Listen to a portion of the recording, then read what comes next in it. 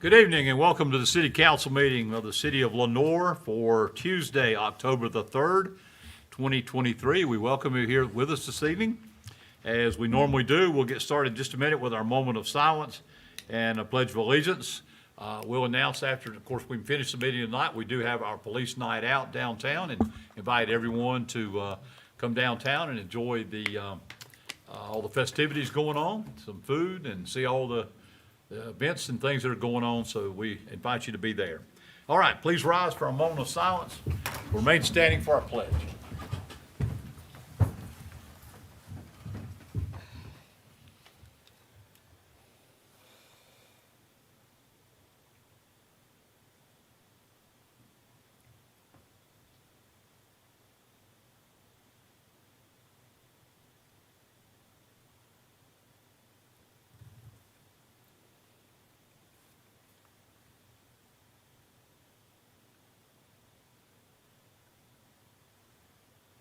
Thank you. Please salute the flag. I pledge allegiance to the flag of the United States of America and to the republic for which it stands, one nation, under God, indivisible, with liberty and justice for all. Thank you. Tonight we have a update and a special presentation from our Restart program, and we welcome the director of the Caldwell County Restart, Mr. Jason Powell. Jason, glad to have you come up and bring us up to date on what's happening with our Restart. Thank you, Mayor. Council members, thank you so much for allowing us to come and present and talk. We've been quite busy. As you can see, I'll have a presentation here that will kind of bring you up to speed of where we started with Restart. How many of you guys have heard of Restart? I love it. All right, all right, thank you. We can't see everybody in virtual world, but hopefully they're raising their hand as well. But that's fantastic. And to kind of get into it, it's a lot of you have seen this, but I've actually tweaked it a little bit, and I've got some unfortunate numbers and things that we'll talk about as well. So Restart is a mnemonic, and it stands for Recognize, Educate, Stabilize, Transform, Accelerate, Rehabilitate, and Trust. And that's kind of the mantra that we had going into the grant that we had, and we'll kind of talk about that. So Restart began with this grant that came across the desk of Dino DiBernardi, our emergency services director here in the county, during COVID. So it was the grant was opioids and COVID, supporting justice-involved individuals with substance use disorder. That's what SUD is during COVID-19. Very long, very wordy, but basically it was able to get money to the state, or excuse me, here to Caldwell County. 14 of these were given out through the state. I'm happy to say that I'm 1 for 1 for grants, and I'm going to stay at that. So that's it. I'm not going to do this anymore. Myself and one of the health educators, we wrote the grant, we got it. So we're very blessed. You can kind of see the timeline of how things went about. We actually went live September of 2021. Continued through for the 2 years there, and the grant funding ended just this past June. And that's kind of where we are right now, and the gist of what we're going to talk about this evening, where we are, which is July of 2023, where the port was established. And we'll talk about what port means here in just a minute. Question for the crowd. How many North Carolinians per day overdose? Fatal overdoses. Not just overdose, but way too many. Fatality. 10. 10. 500. 500, that's a lot. That's a lot. That would be a lot of folks quickly, but right on board there. 11 fatalities per day. That's per day. It doesn't skip a day, it's every day. It was 9 when we started doing this 2 years ago, and now it's at 11. All right. This is a presentation that I actually gave a couple days ago, and I'm not sure this is the space for this. This is actually a true 911 call for an overdose. But it is here, and I can give the slide deck to you guys to be able to listen and hear it if you like. It's redacted, so there's no information that's identifying, but it's something to hear, for folks to hear exactly what our communicators go through, what our emergency services staff, what our firefighters see and hear. It's very real and very raw, so we'll continue on from this one. Here's our mission statement. Again, we kind of broke it down as extremely wordy, but the gist of it is those last 5 words. And this is the reason that we do that. It's because of those 11 that are perished. every day. Our goal is to ultimately reduce overdose deaths. Chief Phelps, if he was to stand up here, he could probably tell you a lot of the things that we see out there. It's not just folks that are using just strictly illicit drugs. There are folks that are getting things that they think it is their normal medication, and it's not. Jason, he didn't determine that as a overdose. That's a true poisoning. If I was to give you something that it was not what it was supposed to be, that's a poisoning. So that's another way to kind of take a look at things. Here are the stats that kind of got us up and going, especially during COVID. Here's our North Carolina numbers. So roughly 3,000 individuals died in 2020. Here in Caldwell County, we had 28. 28 doesn't seem that bad there, but when you look at it, when the population of 100,000 people, it's supposed to be about 34 folks. We know what happened this year. That's COVID, right? We started isolating folks. You can't go out. Got to be by yourself. And now we're going to send you money too. Okay? That death rate went up. Down there in the parentheses there, the 77% involved fentanyl. So out of those 4,000 deaths across the state of North Carolina, 77% of those involved fentanyl itself, a fentanyl analog. Okay? That's not your pain medication that you get from the pharmacy. That is not heroin. That is strictly fentanyl analogs. That's scary. That's a scary thought. Caldwell County, we had 47 deaths that year. 2022 started to come down. The state started opening up a little bit, right around 4,000 deaths here in Caldwell County. Still not very good. 33 individuals perished in 2022. 2022 is kind of where we really started making strides in Restart as far as gathering data and being able to report good numbers.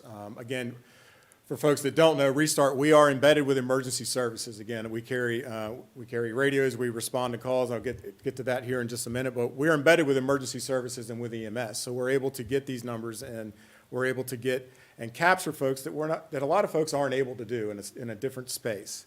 So for 2022, just overdose EMS calls for opioids.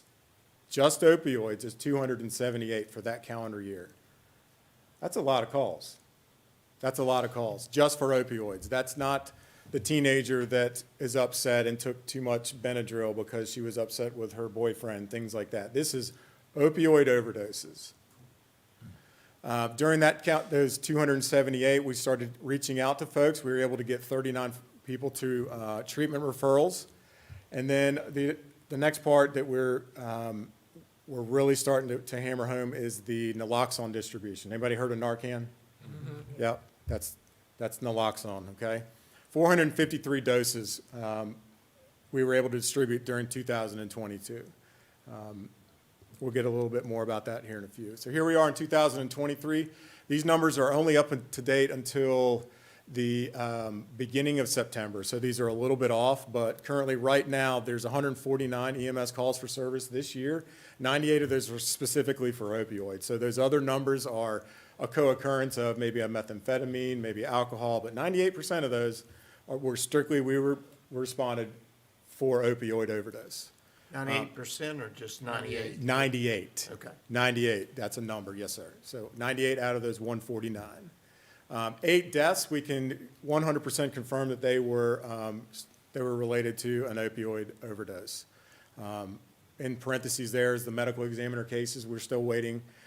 There's a huge backlog of those, and you don't get the data as quickly as most people think. And so that data is still being reported. Even for some of the numbers for 2022, we still don't have some of that data, which is unfortunate.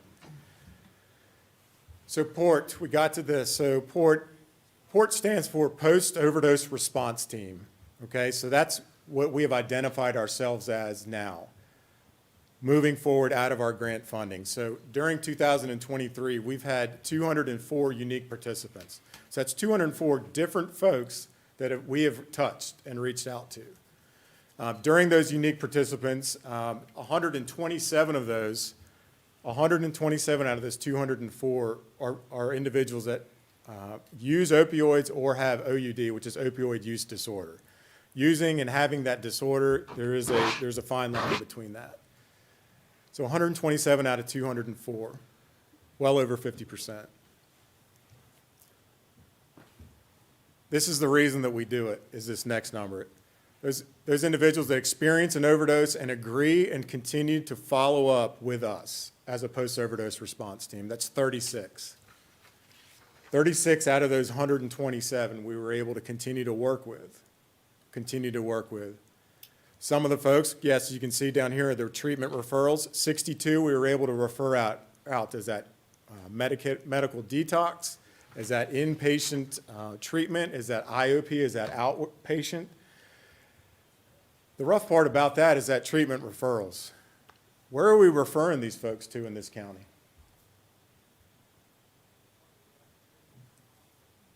Yeah. We hear crickets, right? That's the tough part. That's what we're doing. We're making and building those relationships with our neighboring counties, with folks that are doing the same things that we're doing in other counties across the state, other post-overdose response teams. So 62 referrals out. Some were here in the county, but again, we'll go to Wilkesboro, we'll go to Asheville, we will transport folks there. We will help, whatever it looks like, again, because we're ultimately trying to reduce those deaths. 2023 so far, we've given out 216 doses of the naloxone. Kind of breaking that down here in the actual numbers. So 28 of those are on our EMS crews. So we're able to provide our EMS officers, so our lieutenants and our captains in their QRV, their quick response vehicles, they're able to have naloxone to be able to distribute to anybody that they come in contact with. We just ask for a name and to get a PAR number or an inventory number on it so that I'll know where that goes. 20 law enforcement brethren, those are the SROs with our sheriff's office. We were able to give that out to them. And again, any law enforcement agency can come to us and we're able to distribute that. 196 go to the community. 196 to the community. What do you mean by Yeah. community? Yeah, Anybody else? you just give it to them, or agencies, You or name it. churches? You or name it. just say, So "Here, take it." we're able to distribute it and give it to folks to use. So if, let's say, the restaurant across the street wants to get some, they can have it for themselves, but they can't start to give that out. Does that make sense? So I can dispense it and give it to folks for end users. Does that make sense? So if you folks wanted to come to me as individuals to do that, but I couldn't go and give it out to the hotel. Right. And for the hotel then to dispense that. Does that make sense? Yeah. Seems scary, but yes. Okay. You can give to me, and then I guess there's instructions to do, but I guess the whole reason is so I can live if something happens, or if I have it, then I can use it on someone else if they're in need. Correct. Is that against the law? And to do through, and that? through distribution, so I have a distribution medical, our director, she signed that order that I'm able to do that. Okay. Yeah, that we're able to do that. And again, so that we could talk for hours about Oh, that, because naloxone is now over the counter. Of course. Nobody could, it's over the I counter. saw that Yeah. in Yep. Walgreens. Absolutely. It is now over the counter. If you sit back and you start to look at literature from like 2019, you'll see like a 54-page booklet on Narcan and how we need to give it out, and we need to make sure that, and follow all these guidelines, and now we can go and pick it up off the over-the-counter at Walgreens. Yeah. It's a great transition. It's a great transition the way things are. So in the community, 196 that we've been able to give out. This is a very, very busy slide, I know that, but some of you folks have seen this slide, but I'll point you to the bottom right-hand corner. This is July 13th, okay, July 13th. This represents one calendar year going back to July of 2022. This is a top 10 we don't want to be on, and Caldwell County is. In the right-hand side up there, you see Caldwell County. There's a 227 count in that first column. That's a 276% increase in the amount of emergency department visits for an overdose in that one calendar year. If you take a look, I don't need to do a geography class here, but we know where Caldwell County is on that map. It's that darker color. Those darker colors means worse on any of these maps we look at, and then you're right. That's an increase, as you can see, over 254%. We're in a cluster of darker counties. I got the next one. Wait till you see it. Wait till you see it, Mr. Purdue. All right, so that's the top 10 we don't like. Here's another one. This has actually been updated. You can see I got this just a couple weeks ago. This is September 18th, another top 10. This is the highest rates of opioid overdose emergency department visits. So this is specific to opioids only. That other number could be any overdose. This is specific to opioids. This is the scary slide. Now you can see your cluster even better. Anybody know where Mecklenburg County is on there? Yeah, What color is it? it's a lighter It's green. light. Huh. It was on the other one as well. And they're Lighter bigger. color. Money. One. Resources. Treatments. Right? So here's another one. Just pulled this one today, and it's the reason I put it on. This is for emergency EMS encounters. I have difficulties and problems with this slide because I actually pointed out to the state that their numbers were incorrect this time at the beginning of the summer, actually. And I won't get into all of that, but these numbers are not 100% correct. But down on the right-hand side, this is what I bring to your attention. Where we see the location of these overdoses. Highest number, private residents, 61%. Top right in the green, service areas, right? Our gas stations, 12%. Streets, highways, transport vehicles, 11%. Public buildings, 3%. You add all that up, that's about 87%. So there's 13%, 12% that's missing there. If you can't see it in the fine line there, that actually talks about schools, parks, and institutional residences. Okay? So there's 27% that's up here out in our public. That's why we need naloxone. We could all leave here tonight and come across somebody that might potentially, how many people get fuel in their vehicles? 12% of them are going to be at the gas stations. All right, these are numbers to kind of take a look at and drive. All right, well, let's take a look and see where things are. You know, in the private residence, that's when EMS shows up, right? That's if we get called. You know how many overdoses happen at private residences that they don't call 911? We'll never know. That's a tough data point to be able to collect. Here's our 149 overdoses. We've been overdose mapping since calendar year January of 2022. So this is a tough slide to see here, but the 149 of these are the overdoses. There are 8 deaths that are on there. The light green are 1 dose of naloxone was given. Okay, 1 dose. All right, if that's prior to arrival, if that's by EMS, if that's by firefighters, if that's by law enforcement, but that's 1 dose. The purple, that's multiple doses that were given. Kind of easier to see here kind of where it is in relation to Caldwell County and our clusters there. It follows population, right? So this is how we're able to kind of move forward and get moving forward. Everybody heard of the opioid settlement, the litigation, Josh Stein's Attorney General.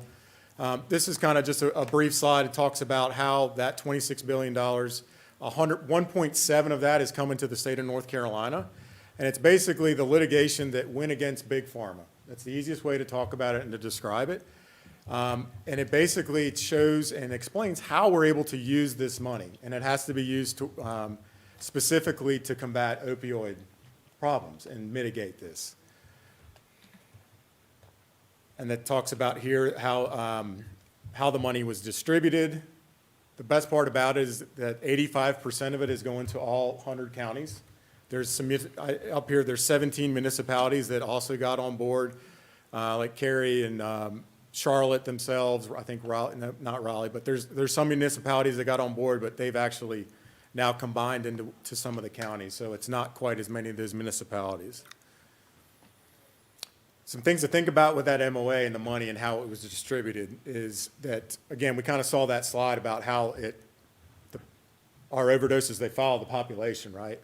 They follow the population and, you know, we talked about also the slide about Mecklenburg County and their color versus Caldwell County and our color, right? Mecklenburg County, we have a worse problem than Mecklenburg County because we don't have the resources. We don't. And unfortunately, that's how the MOA, how they distributed that money, basically on population, right? I live up in Watauga County, so we didn't get that much, right?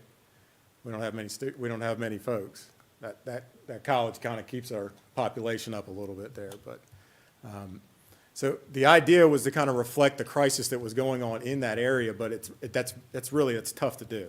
That's tough to do, so, that's just kind of something to think about when we start to see the money and how it was distributed. So, I've spoken about PORT and the post-overdose response team, and in the MOA, there's basically 12 strategies that they say, that the state and Josh Steins, they said, these 12 strategies, if you go after those, check mark, go after it and do it. You know, you don't have to do any strategic planning, no community partners.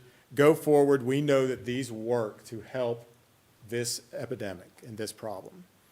And the one that we've chosen, that we've chosen is this post-overdose response team. The reason for that is, in doing this, we're able to encompass a lot of the strategies that are in that MOA into just our post-overdose response team. We're able to do a lot of things. So with that, we are there on those non-fatal or even on the fatal 911 calls, on those overdoses. We respond to the calls. I got my fancy radio here, got my vehicles that we go to these calls when we're working. If we're not on duty, we get called to the hospital. We've got staff that go there to the hospital and meet these folks where they are.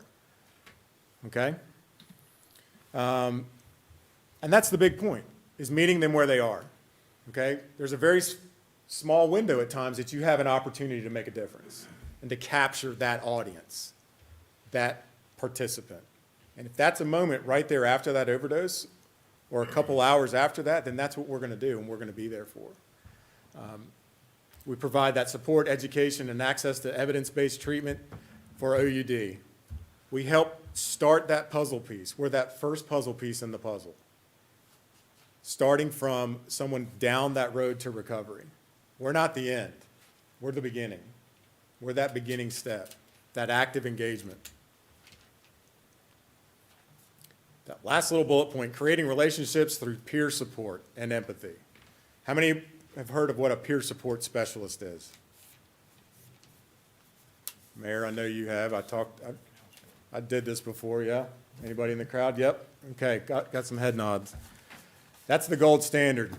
And this is kind of our team and how we've identified our multidisciplinary team or our post-overdose response team. We've got our program coordinator, our comprehensive support specialist, 2 specific peer support specialists. A peer support specialist, the easiest way for me to describe it is someone that has been there and done it. It is a person that has the lived experience. They are in recovery, okay? We are working on themselves that have gone down that road. They've been homeless. They have had that, whatever it is, fighting that addiction. They've been there. What better a person to talk and to build rapport with someone than someone that has literally been there, right? That's our peer support specialist. We have 1 dedicated community paramedic, just brought on board a volunteer coordinator, and we're in the process of hiring a caseworker for us as well. That's a substance use disorder caseworker to be able to help us manage and find better resources in the cases that we're getting, because our cases there are just increasing every day as the word gets out. To go along with the program coordinator and the comprehensive support specialist, so myself, I'm a paramedic by trade, so I add to that there, and I'm also a peer support specialist. I'm a person in recovery. So I've been there and done that. So I can wear both caps when need be. Our comprehensive support specialist is one of the bravest and one of the best peer support specialists. We are blessed to have him here in our county. So the domains that we're able to do all this, I'm getting a little long-winded here, I'll scoot through here. Prevention, our harm reduction, treatment, and recovery. Our prevention, Chief Phelps and I were talking about this before the meeting, and that's stigma reduction, okay? Educating folks about that, about addiction. I'm gonna ask a question and real quick. Who says addiction isn't a disease? Yes or no? Yes, let's raise our hand. Yes, that it is. Yes, that it is. I think it is. Yeah. Could be wrong. So if it's a disease, we need to treat it like a disease, not stigmatize. Okay, we need to educate people. We need to educate folks. Again, I'm a paramedic by trade. I've been on an ambulance for 10 years doing it. I was on the other side of that coin for a very long time. Very long time. But I flipped it. I flipped that coin over. And we need to open the eyes a little bit wider, a little bit larger, just to get folks, just to get the idea that, this is a disease. Our media campaigns, we're able to help train healthcare providers on naloxone education, our law enforcement brothers as well, help get out the ideas of the 911 Good Samaritan laws. A lot of folks don't call 911 because they think they're going to get in trouble. And we need to let folks know that that's not the case. Naloxone distribution is a large part of that prevention as well. Our harm reduction, again, naloxone distribution is going to be on here a lot. Fentanyl and xylazine test strips. Xylazine, anybody know what that is? Chief Phelps is nodding his head. That's the scary part right now. This is what's getting mixed into along with fentanyl. Narcan doesn't work on that. Narcan does not work on that. It's a large animal tranquilizer. It's called Trank on the street. And it's in the fentanyl that's being seized. And it's definitely here in this county, unfortunately. A part of the harm reduction is the safe use and practices and educating folks on that. That there is a space for that harm reduction. Again, getting our folks to treatment, the detox and to residential treatment. We're able to get into the hospitals. Again, the hospital providers call us. We go to the hospital, meet folks. We go into the jails and the incarcerated system. We go over there daily and meet with folks and talk to them. So upon that exit, that we're there to be able to help whatever that looks like, whatever that looks like. Medication-assisted therapy, that's our big new feather in our cap. We actually just had a meeting with folks yesterday. We got our state, our protocol back that will be able to start helping folks in the field with medication-assisted therapy, which is actually dosing folks that are, for a layman's terms, dope sick, so that we're able to help them and provide medication for that, to bridge them to that mental health counseling and primary health care.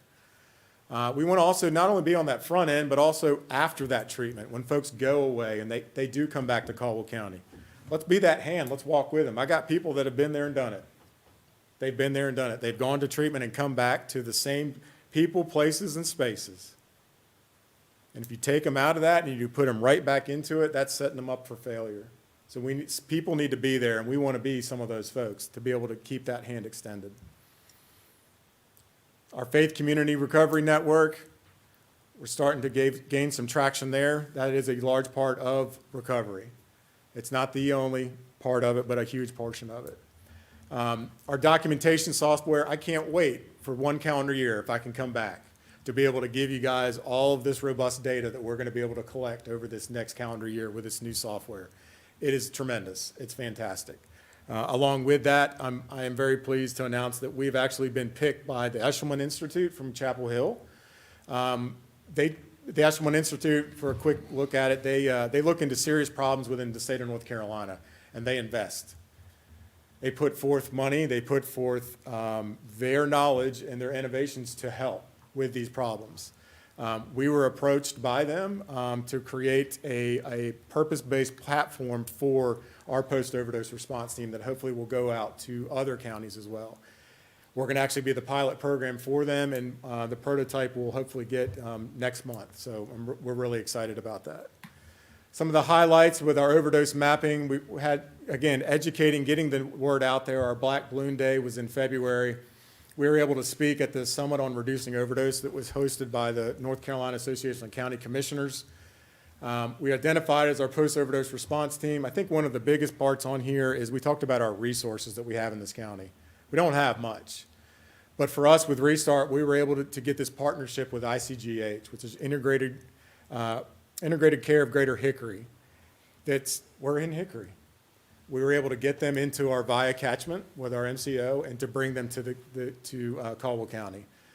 They're providing our mental health counseling, they're providing medication-assisted therapy. Hopefully, we can get recovery housing as well. So the sky is the limit with them. They're a tremendous ally. And again, just a couple days ago, we were able to get our MAT approval protocol from the state.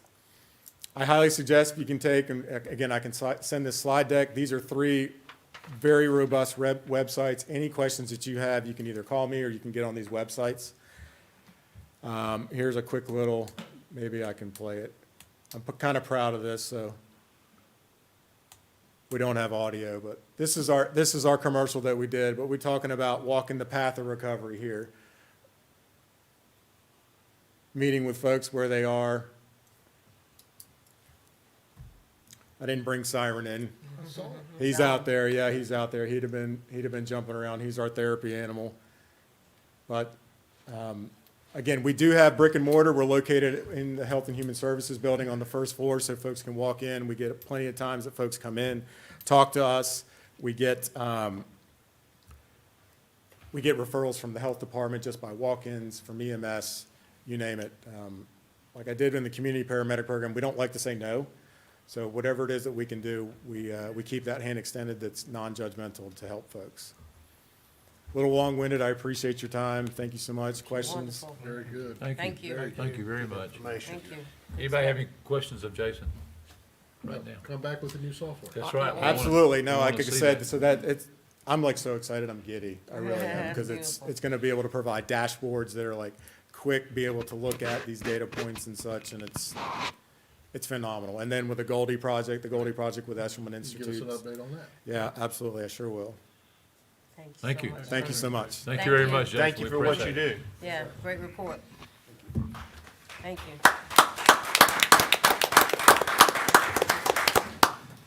Okay, we'll move on the agenda. We do not have matters scheduled for public hearing this evening, so we'll move to our consent agenda items.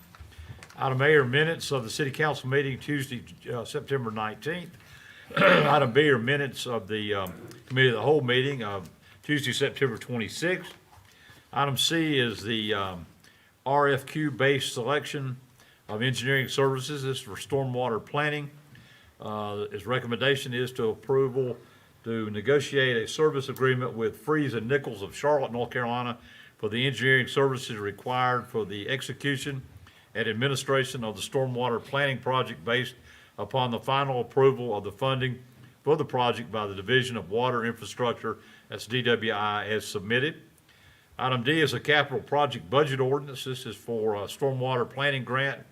This would be for the capital project budget ordinance for the stormwater planning grant in the amount of $248,640 as submitted. Item E is a revised capital project budget ordinance. This is for the T.H. Broyhill Walking Park. This is for the city council to adopt the revision of the capital project budget ordinance for the T.H. Broyhill Walking Park improvements capital project as submitted. Item F is the capital project budget ordinance. This is for AIA grant. This is water project. This is a recommendation to adopt the capital project budget ordinance for the asset inventory and assessment grant water project in the amount of $200,000 as submitted. Item G is the capital project budget ordinance, AIA grant. This is wastewater project. Recommendation to adopt the capital project budget ordinance for the asset inventory and assessment grant wastewater project in the amount of $200,000 as submitted. Item H is a refuge truck. This is a PAC model RL8. This is a recommendation for city council to authorize the purchase of the PAC MAC model RL8 8 cubic yard rear loading refuse truck at a cost of $147,947 and the utilization of the competitive bidding group purchasing exception as the equipment was bid under the group purchasing program. Okay, that's your consent agenda items A through H. I didn't say, but our city manager, Scott Hildebrand, is on the phone with us. He is at the International City Managers Conference out in Texas, and he has joined us on the phone. So if you have any questions, he can answer those on that. But I'll open this up for any discussion. and/or question and/or motion of the consent agenda item? Just a quick question on item H, Scott or Radford, either one. Is that the replacement of the vehicle that burned, or was this a planned purchase prior to that fire? This is a separate truck. Okay, so it's, all right. I didn't know if it was replacing the one that recently caught on fire. We have so many trucks down right now. It's just needed truck. Good. Thank you. Thank you, Scott. Any other questions of anyone? All right, when you're ready, I'll entertain a motion. Make a motion to approve all the items on the consent agenda. Have a motion from Councilmember Purdue to approve the consent agenda items A through H as presented. No other questions or comments. All in favor, please say aye. Aye. All opposed? Thank you. That carries unanimously. Thank you very much for that. We'll move on then to requests and petitions of citizens. If there's anyone that would like to address the council tonight, yes, sir, come forward. Give us your name and address, if you will. I'm new at this, so you'll have to excuse me if I'm nervous. No, don't be nervous. It's all right. Okay, my name's Christopher Carswell, and I live at 1311 Cliffside Place, Southeast in Lenoir. And I want to say good afternoon and thank you for allowing me to address my concerns to this board. The reason I'm here tonight is pertaining to the overflow of traffic on Cliffside. Our entrance was engineered to be residential. It was constructed, designed, and gravel for residential vehicles.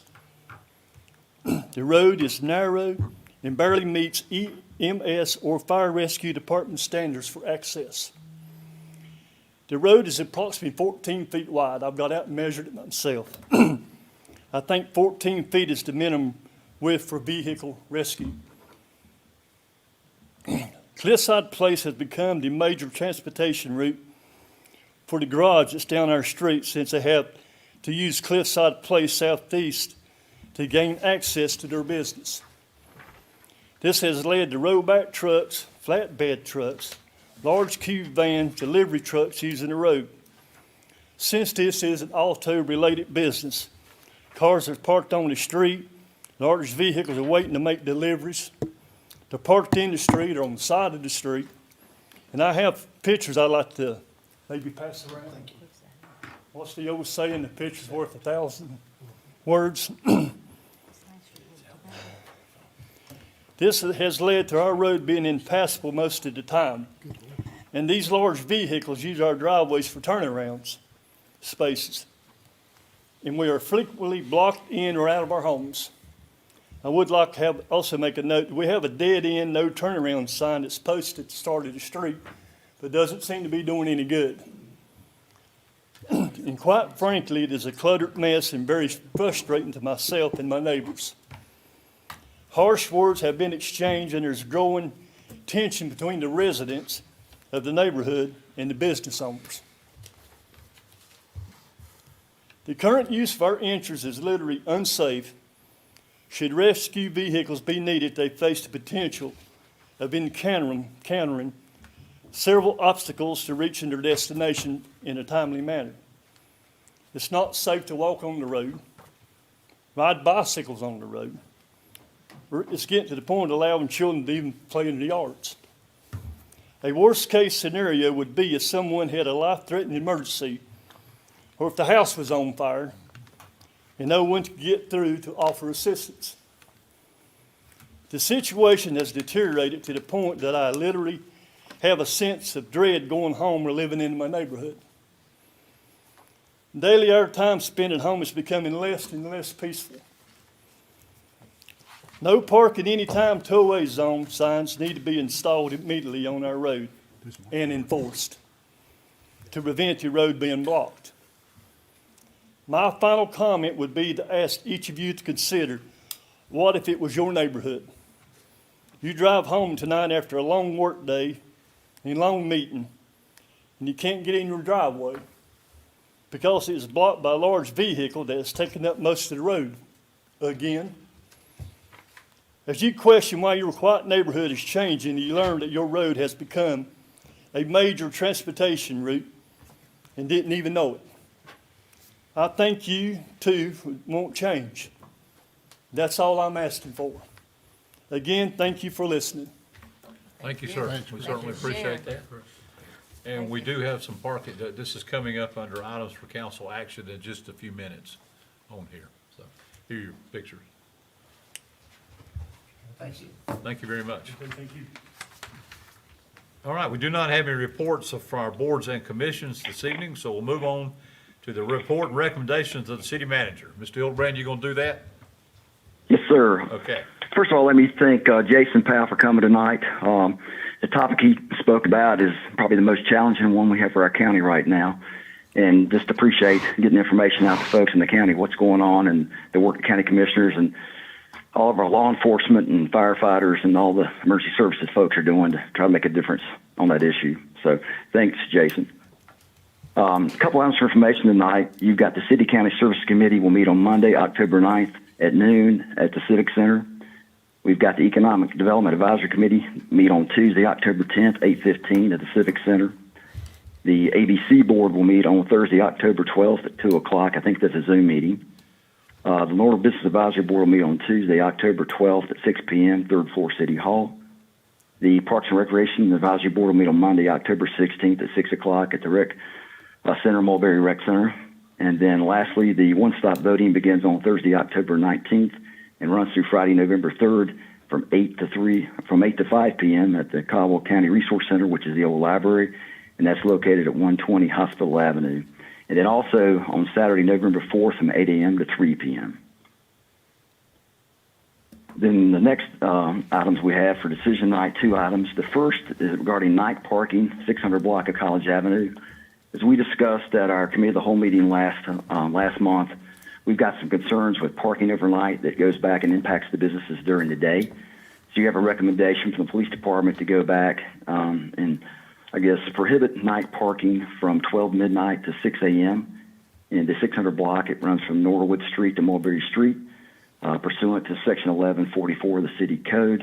And then that would go back and add that street name, the 600 block, under Appendix B, Section 102 of the City Code. And then once you would go, if you adopt that, we'd go back and authorize the Public Works Department to go back and post signs on that street to let folks know of the prohibition of parking from midnight to 6 a.m. And I know Chief Phelps can answer additional questions if you have those. Okay, thank you, sir. You've heard the recommendation through the city manager for the night parking on the 600 block of College Avenue. This is being recommended by staff to the council for authorizing city code section 11-44 for the night parking. Been some issues there with cars being parked at night and staying there all night till the next morning when the business is trying to open. The next morning, there's cars there, so this would prohibit them from parking there. I've noticed some cars being there for days. That's the truth. I think it has been, Chief. Yes, Well, well, as I go that way to work every morning, I see the same cars parked there. yes, sir. All right, any discussion or questions concerning that? If not, I'll entertain a motion for approval of changing this parking being prohibited from the hours of 12 midnight through 6 a.m. the next day. Mr. Mayor, I make a motion, we approve item 1 as presented. Okay. We have a motion from Councilmember Veal that we approve the change of this parking as recommended by staff to the council. No other questions. All in favor, please say aye. Aye. All opposed. Thank you very much. All right, Mr. Hildebrand, number 2. Yes, the next item is to prohibit parking on the street at Cliffside Place. As you heard the speaker, we've got several complaints from that neighborhood regarding the traffic and the cars parking and the vehicles going to the auto place that are blocking the road. So pursuant to City Code Section 1143, prohibited, would go back and eliminate parking on the street at all times. And then we'd go back and erect signs similar to what we did in the previous item regarding Section 11-34 of the City Code, and Public Works would go back and post signs as recommended by the neighbors. Okay, you heard the recommendation again from the city manager that staff is recommending to council that we would in reference to City Code Section 1114 to prohibit parking on Cliffside Place. This will be from High Brighton Road to the dead end, into the dead end part of the end of the street. City Code Appendix B, Section 101, as required. I'll open it up for any discussion with the council or question, and then entertain a motion when you're ready. Mr. Mayor, I'd like to make a motion that we approve item number 2 as presented. Okay, a motion from Councilmember Stevens that we approve the change in parking. Parking would be prohibited in this area as presented by staff. No other question, all in favor? Just a quick question. Yes, sir, too. please do. Once this is, or you can answer from there, once this is approved, if it is approved here, is that immediate? Yeah, we'll work with the street department to put signs up. We've already been working with the business that is impacting the community. We've talked to the property owner, we've talked to the gentleman that's leasing the property. But yes, we'll be able to go forward. Good. Sorry, David. Okay. Motion from Councilmember Stevens for the parking to be prohibited as presented. No other questions? All in favor, please say aye. Aye. All opposed? Thank you very much. Thank you, Mr. Carswell, for coming and letting us know about that. We appreciate how your feelings on that. And obviously, we had already been looking into it and glad that Chief Phelps and our staff was on top of that to take care of it. So thank you very much. Okay, we'll move on. Any report from our city attorney, Mr. Rohr? Nothing for the public part. I do have some matters for closed session. Okay, and I'll come back to you in just a second on that. As far as mayor's office, I do not have anything to report other than, again, please come out to Police Night Out. And then we have a lot of events coming up this month. I hope we'll see everybody involved in those. Wood Fire Smoke's coming up, and a lot of good events. Halloween at the end of the month. The parade we have is always fun. Trick or treat for the kids downtown. A lot of things. And then next month, we'll be in the middle of starting for Christmas, unbelievably, with a lot of good things going on there. And I know we've had a lot of conversation with our staff about new ornaments and new, all kind of good things going up this year. So we're excited about the season coming. So keep up with that. All right, anything report from recommendations of our council members? Okay, we do have a closed session. This will be pursuant to North Carolina General Statutes 143-318, subsection 11, point 11, subsection A, subsection 3. We'll enter into this closed session to discuss pending litigation. I'll ask the city attorney, Mr. Ward, to give us the information on that.